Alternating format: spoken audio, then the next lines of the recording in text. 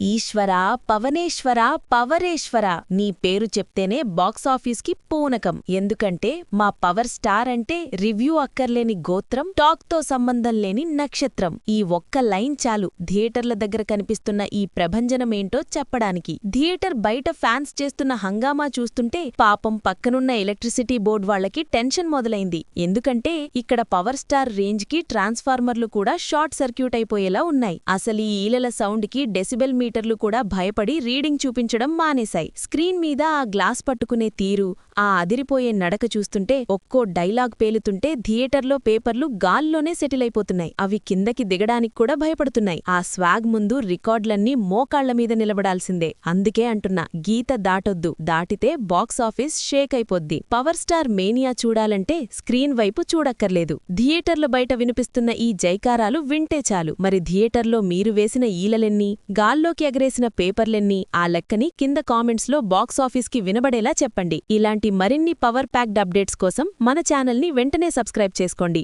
Jai power star, Jai Hind. Thanks for watching.